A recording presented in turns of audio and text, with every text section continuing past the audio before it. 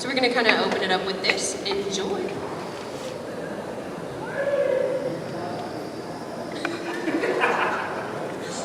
When you see the opponents came out with incorrect responses, what that means is that even if you're wrong, as long as you didn't do anything foolish, like wager everything, you're a cinch winner. We don't have to see my answer, do we, Alex?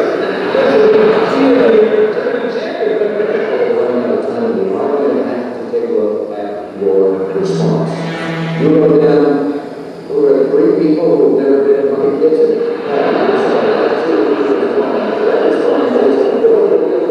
Cary Grant, Tony Curtis, and John Crawford. He is as many of us as people who've never been in my kitchen.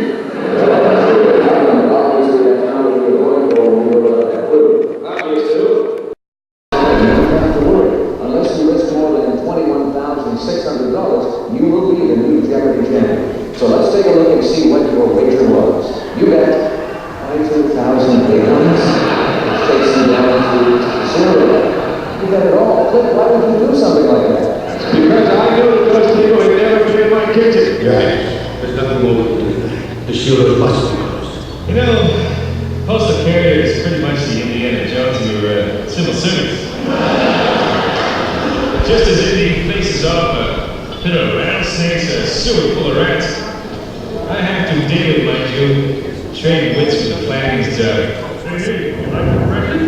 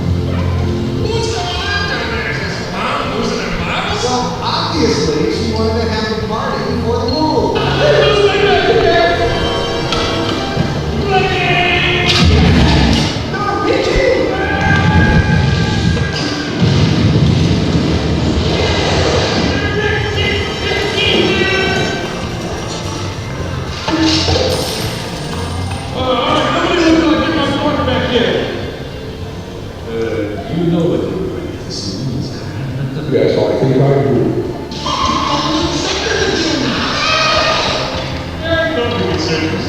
Excuse me, ladies, does anyone know where we might find the Owl Palace Toy Bar? I'm sure to inform you.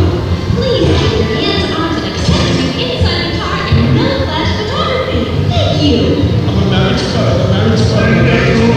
single fellas. Abominable. Can you believe that? Wasn't abominable to you? Why can't they come in the adorable store? Or the agreeable store for crying out loud?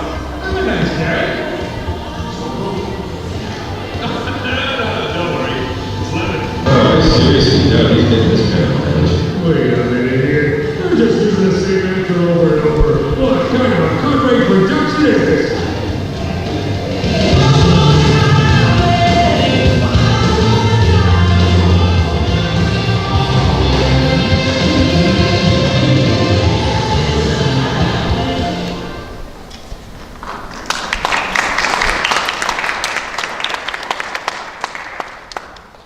All right, everyone, it is time to bring up your favorite piggy bank and mine, John Ratzenberger.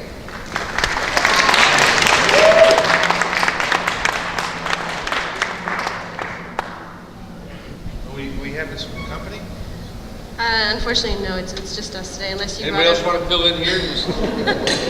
Why not? Hey, good morning. Good morning. Good morning, good morning.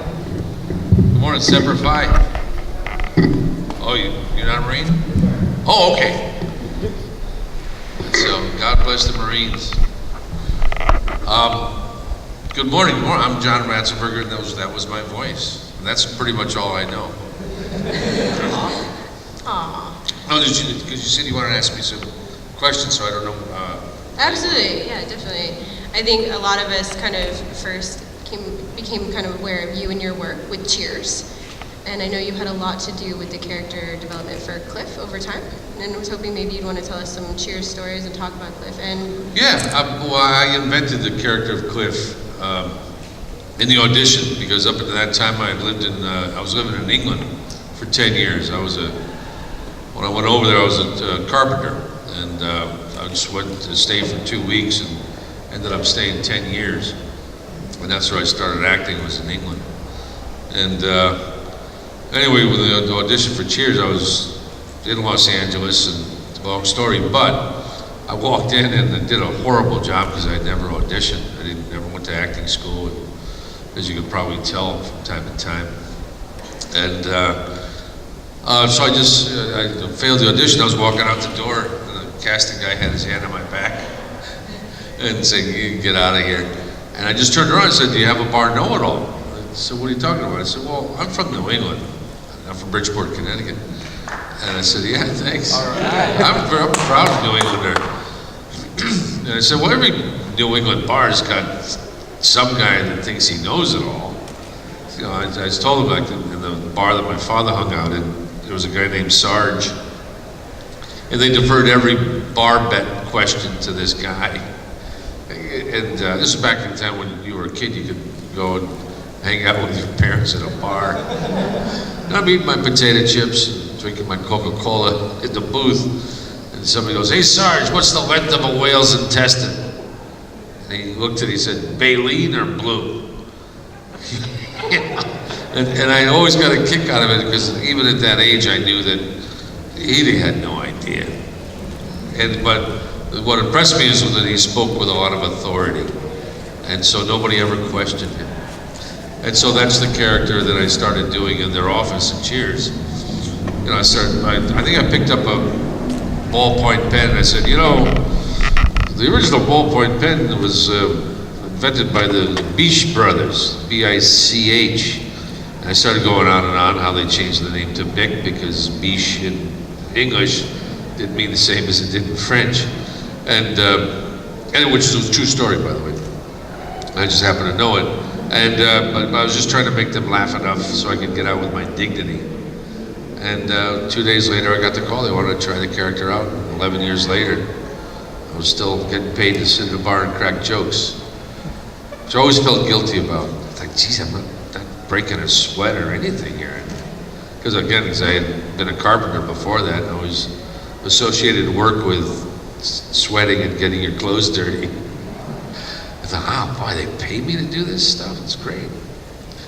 But anyway, so that's the Cheers story. Is there any questions? Does anybody have any questions? Yeah.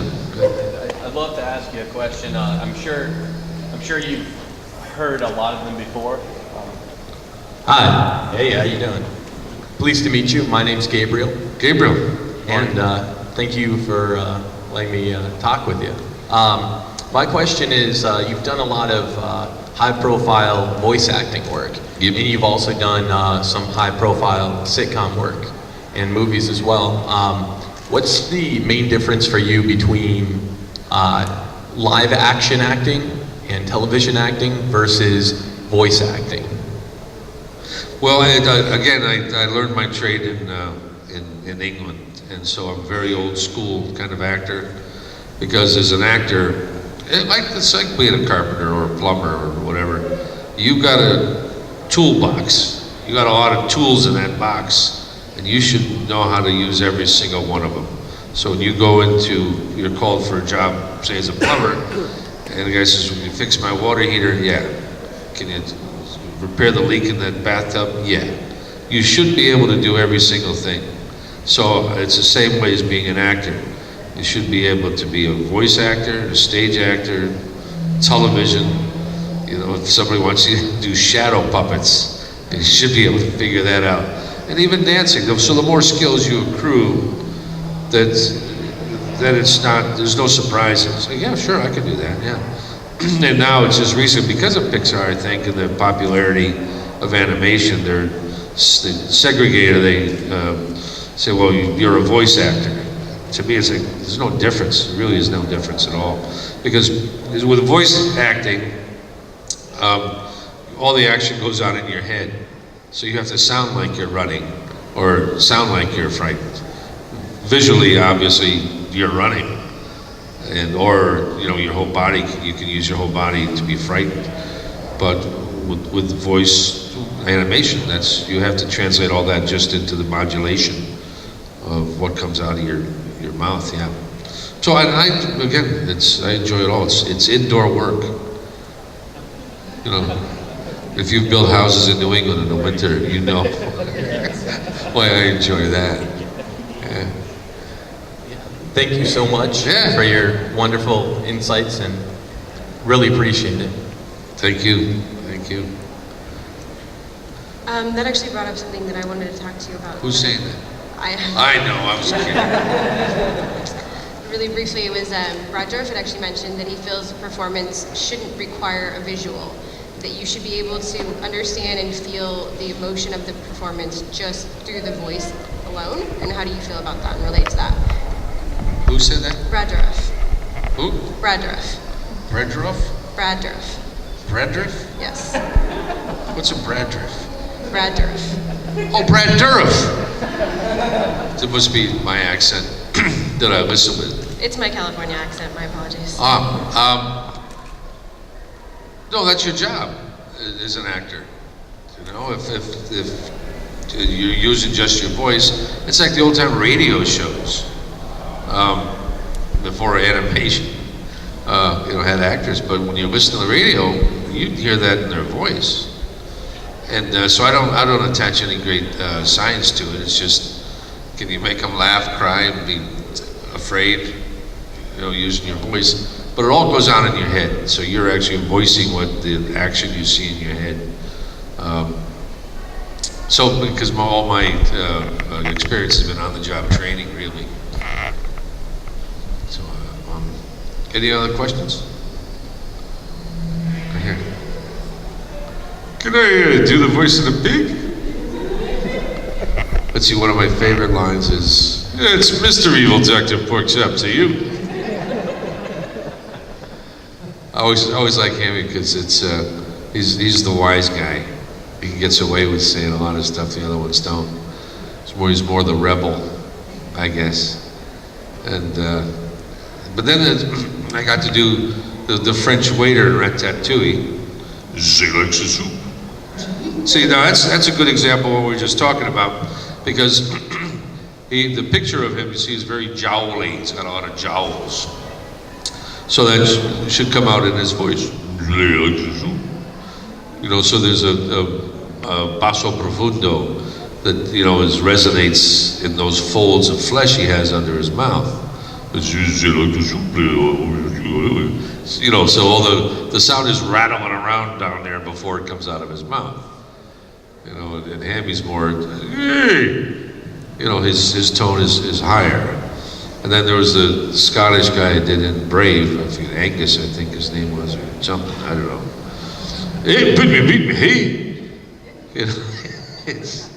That's why I love also living in Europe for all those years. I learned a lot of accents, unintentionally, just through osmosis. Sitting on a train and you're going, and the fascinating things, because they didn't grow up watching TV over there, and I think it still holds true today, but you can be in London, and from here to that building over there, in the river, across the River Thames, in Chelsea, let's say, or Kensington, hello, how are you? A very upper class accent. And just that distance away, it's like, all right, mate. What you want about what? And that's like you can see across the river, and the accents are that distinct. And then you go 60 miles east of London to Anglia, and it's a sing-songy. You got the time, boy? Have you got the time? And then you go 60 miles the other way, west of London, in Somerset. Perfect example, which is where a lot of the pirates came from, because it's around the coast. Alright, R.E., you're a Yank, R.E. And that's their accent. They're not putting it on. They talk like that.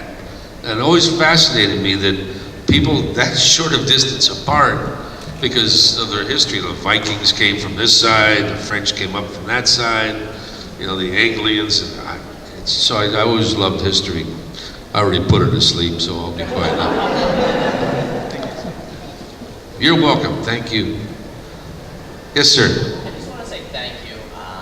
I have a small child. I get forced to watch a lot of Disney movies, and you really make them funny. And as an adult, having to sit down and watch these movies, it makes it entertaining. So I really thank you. Well, that's more thanks to John Lasseter and his gang, because, and it was all like Cheers too. Their standard is up here, and they never lower their standard, and they don't do, below the belt humor. DreamWorks does that a lot, but Pixar will never do that. They still keep it fun. Well, yeah, they're funny, it's intelligent, and they have children, and so they understand how absorbent children are. And, they don't want their kids going around, walking around cursing, so they're not going to put that in their movies. But, yeah, I'll pass that along.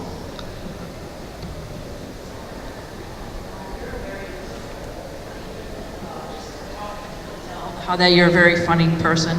How much? You ought to see me eat. How much were you able to contribute improv-wise to your characters, both with Cheers and with the animation? Because is the animation done first and then the voice work? That's pretty much. They know that when they call me, that's what they're going to get. Because I always make up my own lines. I read what they have, but then I would say, hey, let me try it, let me give this another twist.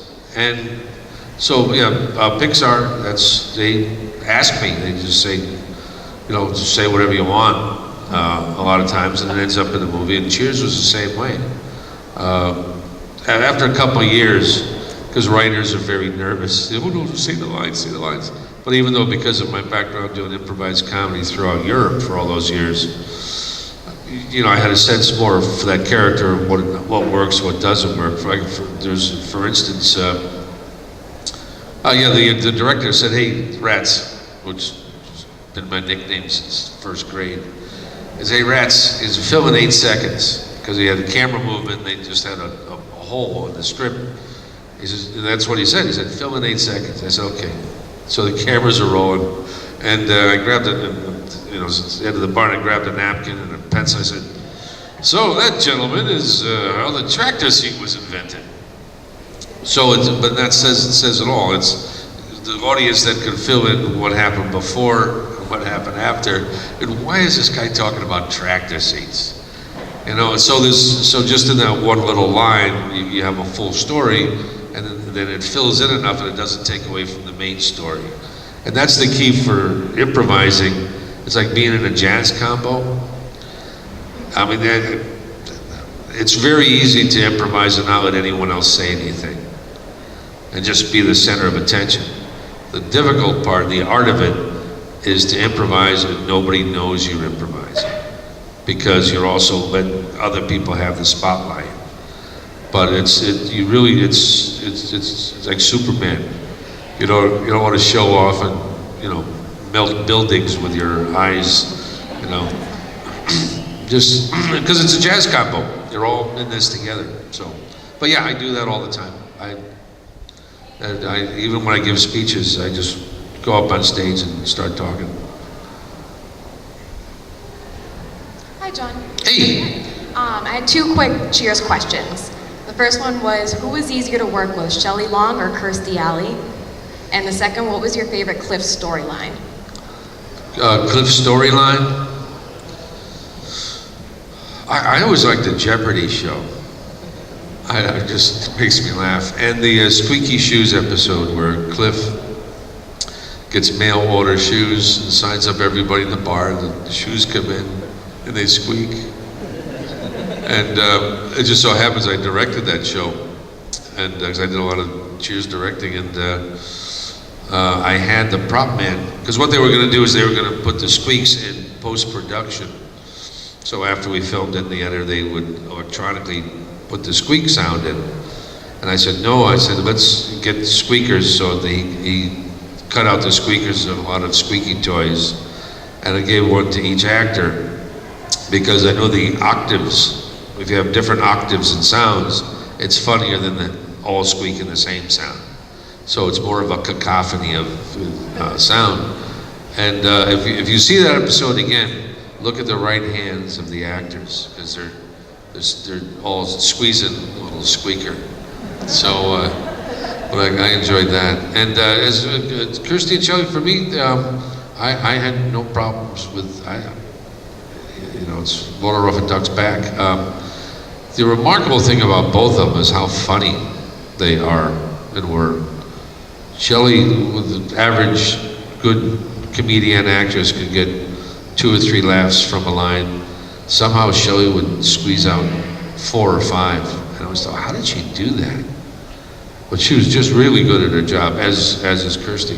As a matter of fact, when Kirsty came in, for some reason George Wendt and I were, played Norm, obviously. We were given the task of finding a welcome to Cheers gift for Kirsty. And I guess we volunteered, so yeah, sure, thinking it's not, and then, so at lunchtime we're driving around thinking, what are we gonna get her? I mean, this is, so anyway, we ended up getting her a shotgun. and put on the card, you're gonna have to shoot your way out of here. So she still has the gun. Yeah. I don't think anybody knows that story, actually. And it's the first time that's been public. So, how special that is, huh? Aren't you glad you got up this morning? Phew, that's worth it. Oh, you were just scratching your neck? I thought it was going to be a question. Good. Yes, sir. Toy Story 4? Yeah, I'm sure that's coming. Yes, it is. Yeah, we're going to be making it. The next one, though, is Inside Out. It takes place in the brain of a 9-year-old girl. Because the writer-director, Pete Docter, who did Up, when his daughter was that age, 9, 10 years old, he always was saying, what goes on in her brain? And so he wrote that story, and so it all takes place in the brain of a 9-year-old girl. And it's very funny. That's all I can say about it. But because they've already said there's a lot of, because what happens is if we give too much information about the upcoming Pixar movies, then other companies steal the idea and then make a bad version. And it makes it look like Pixar was done. But Pixar works on their films 3-4 years, just in the writing of it. I mean, that's why Pixar is Pixar. And, but because they had the champion, Steve Jobs, who's sorely missed, but he's the reason Pixar can do what they do so well. They take time, they're old school craftsmen. Anything else? I'm here all day. You need any light carpentry done? This gentleman over here. How can you tell he's a gentleman? I'm trying to be nice. He obviously doesn't know me. Yeah, I'm from New England. This individual over here. Could you talk a little bit about your experience with Empire Strikes Back, and now, all these years later, getting recognized and signing autographs from the film, from Empire Strikes Back? Well, I caught half of that. Say that again? Just about your experience working on Empire Strikes Back, how you got into it. Working on what? Star Wars, Empire Strikes Back. Oh, Empire Strikes Back. Thank you. Yeah, you and him go to school together? I'm from Worcester. I'm from here. Well, Empire Strikes Back, we did that in Elstree Studios, and the thing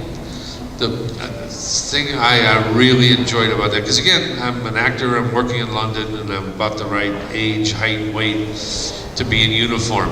So every film I did pretty much was a soldier, a sailor, Marine, and but the biggest treat for me in that film was the parking space they gave me when I pulled in.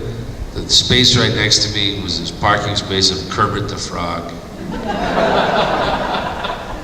It was Jim Henson's parking space, and he had them write Kermit on the sign. And so I took a picture of it and sent it to my mother. I said, "Ma, I think I made it." Parking space is right next to Kermit. But yeah, that was again, it was a job.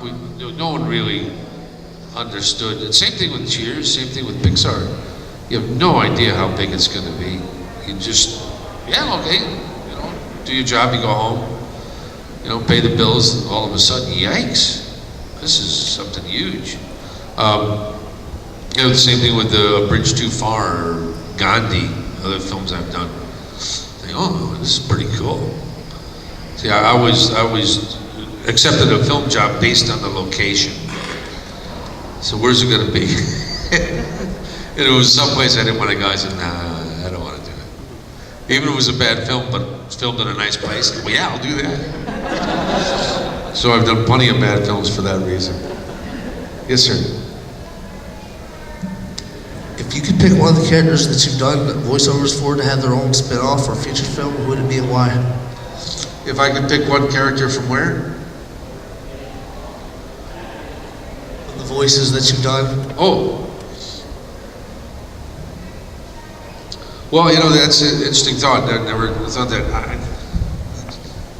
I'll tell you a little story. The Pez company, you know, the Pez dispensers? Well, the CEO, a guy named Joe Vittoria, they made a set of Pez dispensers of every character I've ever done in Pixar. And they spent good time and money on it, and they made 3 of them. I've got one, Pez has one, and we gave one to John Lasseter. And that's what gave me the thought of like, what if they do a movie with all my characters? And then I realized, well, they have the same voice. No, you'll stop. Some of them are different. I always enjoyed doing P.T. Flea. I like P.T. Flea from Bug's Life. Flaming Death! Because the guy is so avaricious. He'd sell his grandmother for $5. And he's one of these characters that you can't really picture him sleeping. You know? Because there's always something going on here. And everybody knows somebody like that. And I always get a kick out of those people, you know, kind of bite my tongue. But that character I'd like to see is in another role. Because that's a character you can put anywhere. He could be a used car salesman, he could be an astronaut, whatever. It doesn't make any difference. But then probably P.T. Flea, for that reason. Yeah, there's people walking outside on the sidewalk there. Bring them in, they might have a question. Okay. Anything else? Recipes? I have a great recipe. What? Oh, well, I just did it on some internet show because I'm Hungarian Polish, so you grow up with a fine taste for cabbage. And but it's what I do is I dice up red cabbage and saute it in olive oil. And in another pan I'm doing bacon and onions in olive oil. And you mix the two together, and that's the perfect thing to eat while you're watching a football game. It's cabbage, bacon, onions, pine nuts with a little bit of marinara sauce. Oh, it's a Polish delicacy. And good for you. But well, actually, my favorite recipe is I put German mustard and balsamic vinegar together, mix it up, and slather it on a piece of prime rib, and then put it on a rotisserie for a couple hours. Oh, is that good? I'm making myself hungry. Is there an Arby's? Something. Yeah. Yes, sir. Oh yeah. I want to try that one they're doing with the Hawaiian bun and the roast beef. Those Hawaiian buns are really good. The sweet rolls. Yes. I'll try to be a little bit clearer this time. Cheers was such a big show. worldwide, but of course here it's very special to us because obviously for obvious reasons. What was it like being a New Englander, being on that show in the years after, being recognized, or being part of something that was so special to our region? Well, because Nick Colasanto was the other New Englander. We were the only New Englanders. Nick was from Providence, and I'm from Bridgeport, Connecticut. Then when Nick passed away, I was the sole New Englander. Hence, I was the only one using the New England accent. Hey, man. But it was, because we filmed it in Hollywood, and the numbers would come in, we have a 37 share or 42 share, blah, blah, blah. And to you, it's only numbers. It's just, it's a number, but Jesus, I gotta go home, pick up my kids or whatever. So you're not really thinking of the totality of what that really means. And so about halfway through the run, around year 5, I guess maybe about the 100th show, the city of Boston said they wanted to throw a big parade for us. And I said, yeah, sure, I love going to Boston. So, but inside I'm thinking, really, come on folks, it's middle of November, you got 5 actors driving down the street, waving. I said, it's probably gonna be raining. So who's gonna show up for that, really? And so I'm thinking, yeah, sure, it'd be like a couple of winos, And when I came downstairs from the hotel and saw the amount of people, I was really gobsmacked. It just blew me out of my shoes. It turned out it was the largest crowd in the history of the city of Boston. So then I thought, wait a minute, we drew more people than the Celtics, the Boston Red Sox, or the Pope.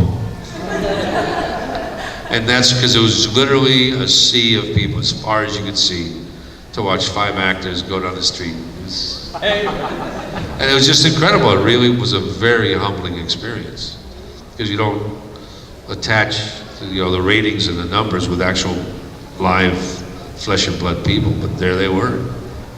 But that was really so. But I lived in Boston at the time too. I actually lived in the combat zone, and that's a whole other range of stories when the kids go to bed.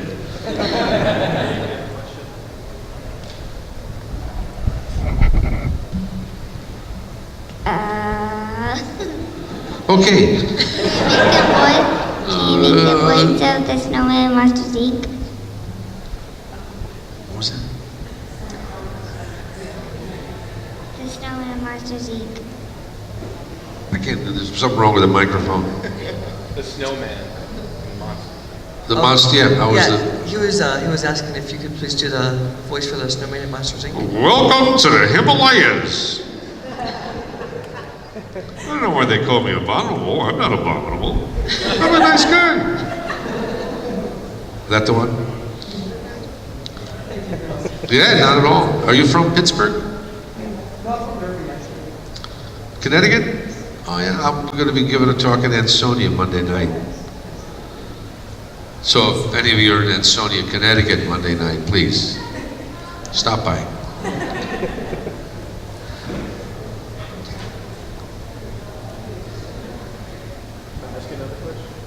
Sure.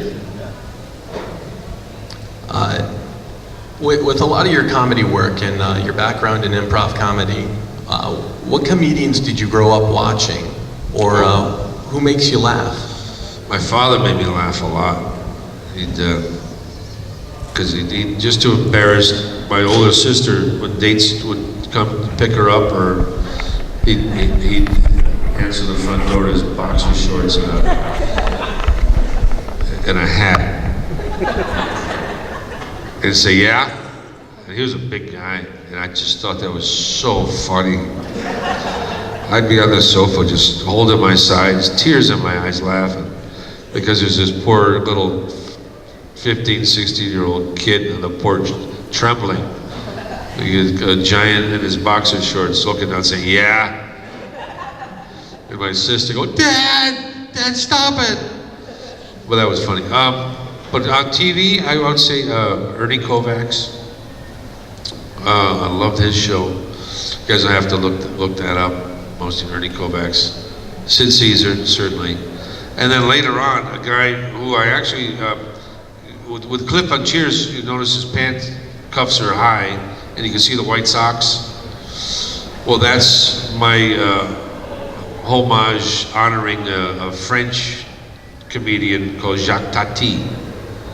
And if you ever want to see a real funny movie, it's called Mr. Hulot's Holiday. And it's this guy could just simply walk through a room and not say a word, and you're on the ground laughing.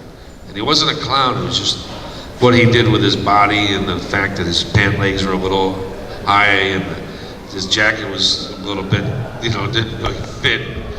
But it was just as a matter of fact, I had a conversation with John Cleese about this, from Monty Python. Jacques Tati was a big influence on him as well. So that was a big influence. And also the nuns at St. Anne's School in Bridgeport helped me enormously in my comedy work because they helped me with my timing. Because when their back was to the class and they were at the blackboard, the deal was you had to make this kid laugh. And then when the teacher spun around to see who was laughing, you look like you're studying very hard. And so this kid always got in trouble with the guy over there. So you worked out your timing like that, because you didn't want to get caught goofing around.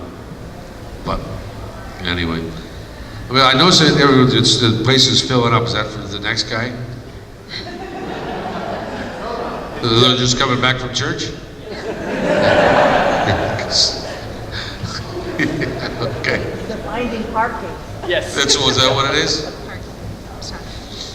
Yeah, there it is, yeah, because I went through a bunch of those cars last night when you were all sleeping. No, I was down at, I was a monster last night. A friend of mine had a charity event, a place called Barrett's. And so I was one of the monsters inside the haunted house last night. I actually was a zombie mailman. and people would do double takes. Like after they screamed, they went, "Wasn't that?" No, they just rush out the room. It was hysterical. It was hysterical. Anybody else?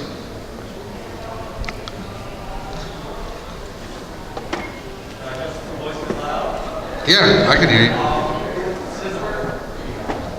Since we're here at Rock and Shock, and it's typically a horror convention. Yeah. Do you have any favorite horror movies, or when were you introduced into horror? You know what? I saw. What's that one where their head spins around? The Exorcist. When that first came out, it scared the pants off me. It just, yikes! I don't want to ever see one of these again. But I was in Motel Hell. A friend of mine directed that. He says, "You want a part?" I said, "Yeah, sure." So my line is, as I'm being choked, or throat slit or something. But that's one where they ran a motel and they killed the customers and made sausage out of them. And then they would sell sausage to people driving through, tourists. And everybody came back because their sausage is so great, not knowing it's people. Yeah, there you go. But but the thing that I love about horror movies that are done well is that is the artistry in scaring the audience. And a lot of them you can see the hit coming a mile away. But when it's done well, that's true art. Because the editing and the timing and the music and the pauses, because even a half a second will make a difference. So I really applaud the guys who do it the right way. Do you have a favorite? I have a lot. Yeah. So you're awake a lot at nights?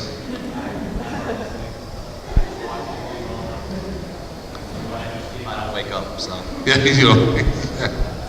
yeah, but so for horror films, Alfred, the Birds. I mean, old school because I was born in 1860. But yeah, the birds. I mean, you know, on paper it's like, yes, how scary can birds be? But the way it was shot, the angles, the timing, the editing, the music, yeah, that works. You know, it's a bird. How scary can it be? I like that commercial that's out now about the kids, you know, running away from the killer. And there's a running car, and the girl says, why don't we just jump in the running car? No, let's hide behind the chainsaws. You know, so it's a takeoff on, because everybody asks the question, like, wait a minute. You just found a dead guy in the kitchen, and now you're gonna go upstairs by yourself in the middle of the night, you know, calling out for someone? No, you're running out the door, screaming, you know, calling the cops. So it's great that somebody did a takeoff on that, that stuff. And anything else for the, who's next? Twisted. Who? Twisted. Twisted? Yes. With a Z. Huh? With a Z. With a Z.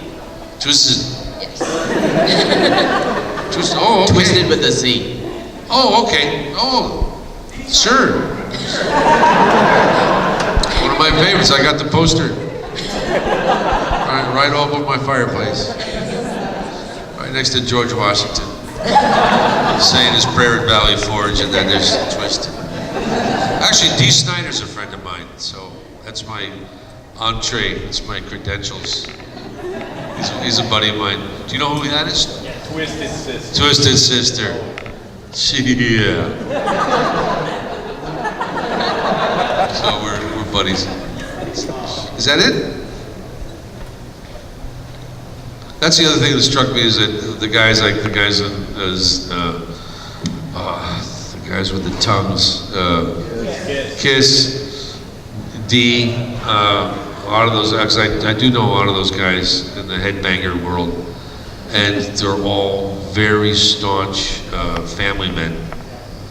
They insist on raising their kids the right way, no swearing, get to bed early, no television, but in their private lives, they're like Ozzy and Harriet. They're really hardcore family people, but their public persona is all about, hey, do drugs, stay up late, you know, rebel against the man. You know, that's a quick story. I'll let you go. I was at Woodstock. I helped build the stage at Woodstock, and you're all familiar with Woodstock, I'm certain. And so I was a traveling carpenter, and I got a job driving a tractor, and I helped, you know, pound nails and build the stage. And then it started raining after a while. And then Woodstock was all about down with the man, down with authority. Yeah, let's all be individuals. And I think, yeah, individuals, you're all wearing the same blue jeans, the same sandals. Yeah, individuals, my butt. So it's raining, there's not enough porta potties, not enough food, there's not enough medical care. And really things started to fall apart. People were panicking. And then all of a sudden, in the background, you heard, woof, woof, woof, woof, woof, woof, woof, woof, woof, woof, woof, woof. And look, there's helicopters coming over the rise as the National Guard, bringing porta potties, medical care, and food. And it was the National Guard that saved Woodstock. And the media never tells you that. But I was there, because I was the guy in the tractor hauling the goods to where they needed to get to. And so some senator back there, I think it was Hillary Clinton, said that they wanted to put a statue up to the Woodstock generation, the age of Aquarius and all that stuff. And I said, yeah, but it should be of a National Guardsman feeding a crying hippie. Like giving him a saltine, cuddling him in his arms. So anyway, that's next time you see the Woodstock movie. I don't know if they even mention it there. I don't think they do. But if it weren't for the National Guard, that Woodstock would have been another Donner Party. And so you young ones who look, Donner, it's D-O-N-N-E-R. That's where they ate each other. And, okay, well, thank you. Thanks.